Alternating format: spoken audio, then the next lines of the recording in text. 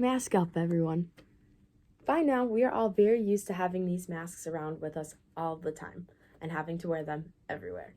I know from working in a nursing home for the past year that I am getting used to all of these crazy COVID procedures that we've been put through in the last year. Today, I will be comparing the COVID procedures here in the US with those of Australia.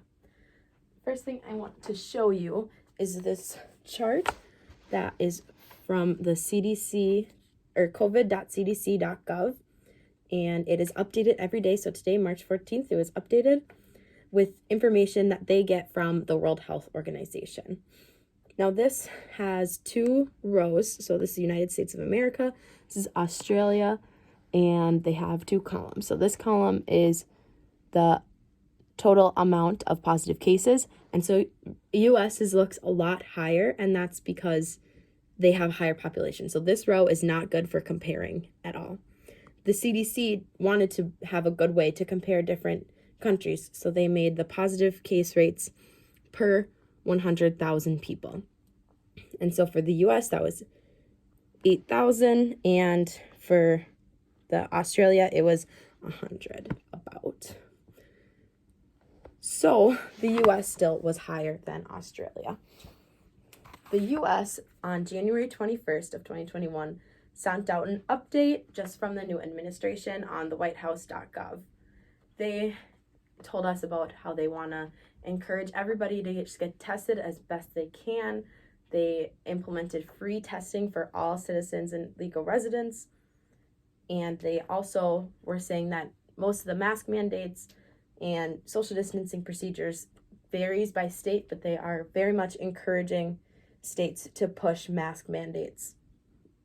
They also are working towards creating emergency supplies right here in America. So our PPE, like masks, hand sanitizer, gloves, all of that stuff, they are working to create here in America rather than getting it from an outside country like we had in the past. That will also end up creating jobs here in the US.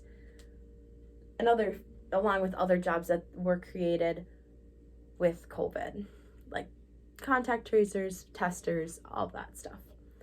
Now, Australia had sent out an update on March 23rd of 2020, and you can find it on health.gov.au, and it had a 4-step plan for their entire COVID plan. So their first step was the initial action plan, and that was restricting travel from high areas, so they wouldn't let anyone in that was traveling from China, Italy, anywhere like that. They also wanted to surplus their hospitals, so they hired back staff who had recently retired, staff who had moved to a different area for some reason, and they also were really wanting just more information. So they had people that were getting information from other countries and sending them to the citizens and especially to the hospitals, so they had all of the information they needed to treat this disease.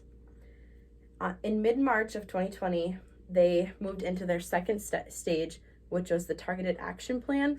So that was where they found areas that were highly affected, moved all of their resources to those areas, and ended up limiting exposure, canceling elective procedures, and closing waiting rooms, and doing telehealth visits, all of that stuff.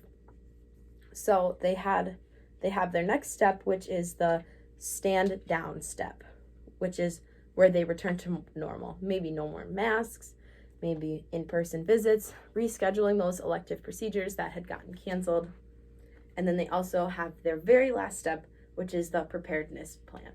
And so this is where everything is back to the way it was before COVID happened, where they're just monitoring for any new cases at all and planning for what they can do better in the future. Now, those are the different ways that the US and Australia responded to COVID-19. And they both have very similar plans, and they all just wanted information and to learn about what they were facing because no one had seen anything like this before. They both are definitely ready to return to normal and to get rid of these masks forever.